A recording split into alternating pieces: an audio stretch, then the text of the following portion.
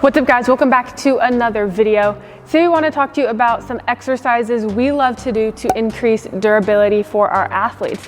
So as you guys probably have heard, the best ability in sports is availability. We want to make sure that yes, our athletes can see increases in their performance, but we also keep them durable and healthy because at the end of the day, that is what matters. So these are 10 exercises and 10 training tips, if you will, that we love to use with our athletes. I will say one thing we did not include was any mobility. That's such an important factor that I feel like that should be, in its own category. So these are 10 exercises. Hopefully you enjoy them. If you do, please give it a thumbs up. Please subscribe to the channel. We post new videos every Tuesdays and Thursdays, so make sure you're subscribed to catch all of them. Hope you guys like it. All right guys, number one, no particular order, we're doing low level or extensive plyometrics. So everybody should be doing these. Even if you haven't done plyometrics before, there are variations you can start with super low level to increase your tolerance. So the biggest thing with anything when it comes to durability is we just need proper progression when we're in the gym. So for low level plyos, some of our staples, you guys know, pogos, just jump in up and down, right? Super simple. If this hurts or if that's hard, we can always go banded, take off some of the load on that eccentric portion, right? So we're right here or on that landing portion, just bouncing. If you guys can, we can also go alternating, and then we can also go single leg. We definitely need to work up to unilateral plyometrics, but doing something low level like that, or even line hops where we have to stop momentum in one direction and change it side to side. Doing things like this are great to build up the ankles, the feet, the calves, the Achilles tendon, working all those things together. It's a great way to start building up our durability for the lower leg. For number two, we're sticking with the plyometric theme, but now we're really focusing on landing. So anything we do that involves landing is super important to teach proper mechanics to athletes. A lot of the times there are many injuries because of the landing, especially if we're talking like non-contact injuries. Not having proper mechanics to absorb force is going to be a huge cause of injury. So we want to make sure that we can stop our momentum, that when we're landing, our knees aren't coming in, we're not getting too toe heavy. We need to be balanced, stable, and a lot of that just comes with practicing. So some things we love to do, broad jumps, for example, you can see Spencer doing them. Being able to jump forward and then stop that momentum. So when we're just starting off, we really make sure athletes can stick it. So we stick that landing and then we can build to be more continuous. But as long as we have the ability to absorb that force and to decelerate, that is going to be a massive part of durability. Another thing you see us do are depth drops. With certain athletes, these are fantastic. We just have to be careful with how we use them, how much we use them as well. But to teach landing mechanics, I think they're fantastic. Dropping off, absorbing that force from a height. You also, if you're starting off, you don't have to go high. That is one of the biggest mistakes people make, is they want to go high.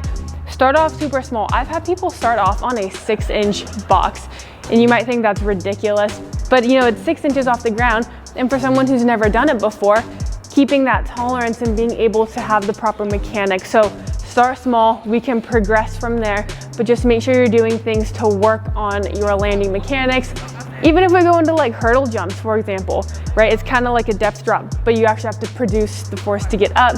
Anything like that is fantastic. And we do want to progress it to be able to do single leg as well. If we can get like a single leg broad in there, being able to stick it, super important for unilateral and bilateral. Number three is going to be a split squat. This is a fantastic exercise that you can do with pretty much anyone from any level, as long as they have the range of motion to do this. So split squats are awesome. We start here, okay? I like to start with my knee on the foam pad, 90-90. Drive off through that front leg. I'm not holding dumbbells, but imagine that I am. Drive off through that front leg. We're right here, and then we come back down. So I love this one because it really builds up glute strength. It builds strength through the knee. It's really good in general for lower body strength, core stability. We want to make sure we're not tipping over to one side, and it's very easy to progress this. We can hold dumbbells. We can go trap bar if we want to go super heavy. Well, not super heavy, but heavier. We can go offset as well to really increase that stability aspect. But being able to drive up and control yourself down, sometimes it's not the most crazy things you see on social media, but it's just being really good at moving your body, controlling your body, and building strength around your joints to support what you're doing. In sports, sometimes we're just in positions we often would not think we'd find ourselves in. And it's not preventing us being in those positions, but it's building tolerance so that we can withstand those positions, so that our muscles can support our joints in those positions. So doing an exercise like a split squat, it's a great way to just build up strength throughout the leg. So hopefully when we find ourselves playing sports, we can support our joints in those positions because we're strong. Another thing, to build up the feet and the ankles, stability as well. Actually, this is like all the way down, but specifically feet and ankles, we got foam pad jumps. So different variations for different levels. We got different progressions for it. At the very basic level, we're just going stability jump. So I'm here, I jump, I stabilize, I jump off, I can reset, or I can go here, stabilize, push off, and I just keep going, right? When we get really good at that, we can make it a little bit faster to where I'm here. And a big thing with this is trying to land in the center every single time. I don't want to be here and have really poor stability. Another thing too is I don't want to land here. I don't want to compensate. I like having kids do this in their socks too. That way our shoe isn't forcing us one way. Once we get good at that, we can progress and we can include some lateral stuff. So you'll see it, I think a couple of videos back, we had some of the girls going this way, and then we go lateral where we go up and over. So this changes the forces while still incorporating a stability element. Like I said, builds the whole leg. So it's really awesome. Next, we have step downs. You've heard us talk about this exercise a lot for building strength, stability, especially if you're coming back from a knee injury, returning to play, or just rehabbing. I think this is one of the best exercises we can do. So we're gonna start here. Notice I'm only on a 12. I would recommend starting low. Once you get good at that, we can go up, but there's no need to go crazy high, especially if you're gonna break your form. So we're gonna start here. If I can even get my balance. We're gonna start here. This leg's doing all the work. I just sit back, barely tap my left heel, drive myself back up. So I'm really squeezing my glutes. I'm really trying to stay stable through my leg.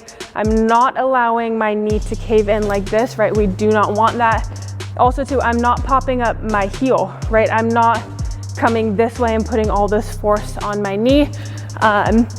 Knees over toes, right? I'm not gonna get into that now. For this exercise alone, if we track in line or a little bit beyond, totally fine. But when it gets to the point where I'm here, that's what we don't want. So we're here, control, super slow. If this is hard for you too, at the bottom height, what you can do is you can grab dumbbells to offset. So as I go down,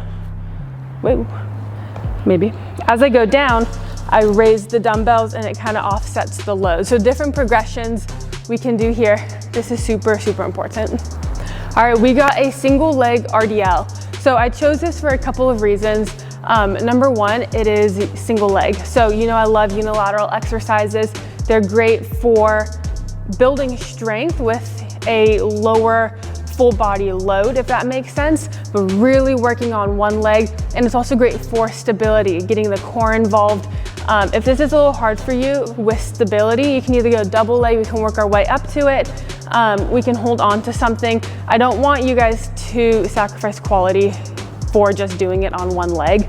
But another reason I love this exercise is it builds the posterior chain. And when we're talking about athletes who are sprinting, changing speed, having to decelerate a lot, go different directions, it is so important that we have posterior chain strength to support the knees, especially for females too, right? We see a huge disproportionate ratio between quad strength and hamstring strength. So we really need to make sure we're training the posterior chain for female athletes. So we're gonna be here, simple hinge, right? I kick my back foot back as far as I can. I stand nice and tall. Keep that dumbbell close to you, right? We don't want it far out. We want to push our hips back as far as we can go, keeping our back flat, staying stable. Grab the ground with your toes. So this is a great exercise to improve the strength of the posterior chain, to work the structures around those important joints. Okay, we're going lateral lunge for the next one. You guys can kind of see the theme. It's a lot of unilateral stuff and a lot of just simple lower body strength building exercises. Lateral lunge though, awesome because it is in the frontal plane. A lot of what we do is in that sagittal plane, so we need to make sure we're working side to side. That's a huge portion of sports. So we're gonna be here, we're gonna kick out, we're just gonna drive our hips back, and then we're gonna stand tall. I don't like when people rock onto the inside like this. I like to keep my foot down. I like to just push back. This is a fantastic exercise, like I said, to work the frontal plane, really build up the glutes as well. There's not too much about this one. It is just simple and it is effective. Number 8, we're going mini band exercises. So I just want to preface this by saying, I think there are other exercises that work better to build the strength of the glutes. However, for all those smaller muscles around the hips, I think mini band is fantastic. I love it too because it really works going lateral. We can hit 45 degrees. I'm a huge fan, especially for activation purposes. So that's why we have it in here, to activate your hips, your glutes at the start of training or even at the end of training. When we have a lot of newer people coming into the gym, especially youth athletes, it's really hard for them to make mind-muscle connections. So I'm not talking in the sense of, with like bicep curls, like really squeezing for that tension. That's super, super great, but I'm talking even way more basic than that. Like we get athletes in here who are young, who don't have the ability yet to tell what part of their body is working, especially if we're talking glutes and hips. So by doing mini band with them, yes, it builds the hip strength, it does all that great stuff, but it also fires up specific portions of the hips that we want athletes to gain the ability to recognize. So if I can give them mini band and if I can have them do lateral kicks and it really fires up that lateral hip, then they start getting the idea of, oh, that's what it feels like when this portion of my hip is working. Or if I give them 45-degree kicks and it really fires up this portion of the glute, they have it in their mind, oh, that's what it feels like when my ass is on fire, pretty much. So for an activation purpose and for teaching people how to feel a muscle working, I like to do mini band. And why does that create durability? Because when we go to other lifts, right, let's say we do a lateral lunge, for example, I need an athlete to be able to tell, I'm using my glutes, I'm using my hips to drive out versus just doing it to do it, or versus just putting it all in the knee. We get athletes sometimes just starting off like that before we can correct it. So if I tell them before I lift, hey, I really want you driving with your glutes, feel your glutes, contracting to help push you out. After mini band, they know what that's supposed to feel like. So they can really squeeze and be like, yep, that's the same muscle. So for that reason, for the activation, for the smaller portion or smaller muscle strength building, we absolutely love mini band. Number 9, we're going some med ball variations. I love the med ball, especially if we're doing rotational exercises, because it forces your body to work on rotational force production and absorption. So we're gonna get Spencer hitting some clips of some med ball exercises, but let's say we're doing a shot put, for example, really works on that hip separation, producing force, transferring through the core, and also being able to decelerate. That's a huge portion of durability. Can you decelerate how you need to? Whether it's at speed to change direction, whether it's just landing from a big jump. So doing something like a med ball can really help with that. It also incorporates the upper body. Or if we're doing like a rotational slam, for example, max force production, being able to use your core to create force to decelerate. Number 10, arguably the most important thing to work up to is multi-directional, multi-planar plyometrics. Plyometrics are arguably the best thing that athletes can do to increase durability. It replicates the fast forces, the speeds that we see playing. It replicates a lot of the positions, and it's in the gym, right? Strength is crazy important. Fast strength is important, but fast strength is not like sports speed, right? If that makes sense. I can do something really fast. Like if I can hit a lift in 0.8 seconds, that's super fast. But if I need to be on the field hitting something in 0.2 seconds, it's, you know, a little bit different. So when we hit plyometrics, it is arguably the best thing we can do to translate to our sport. So when we say multi-directional, multi-planar, we're gonna put a bunch of clips in there of things we do, but it incorporates every plane. It incorporates forward, side to side, rotational, right? It's one thing to be able to just do a double leg broad jump, but can you do a single leg broad jump lateral here with a twist? Whatever it is. You've seen us do some crazy stuff, like especially with some boxes, like being able to do like a full like rotation and stay to one side. It doesn't matter what it is, but do you have that ability to hit those exercises and keep going?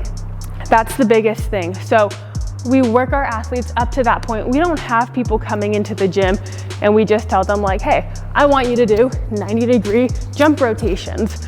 What we have them do is we just start super simple, but we work our way there. We also work our way to plyometrics at speed, right? So if we can get like some speed hops in, those are super important as well to build up everything. So being able to hit plyometrics, replicating the fast forces on the body from every different angle. Because when we look at sports, it is not just forward. It's not just up. It's not just side to side. It is everything all at once. So at training, we have to do what we can to replicate that, to build durability in the exact same way that we will see it in sports, right? It's not gonna replicate it exactly, but it is one of the best things we can do. So hopefully you guys enjoyed this video. Please give it a thumbs up.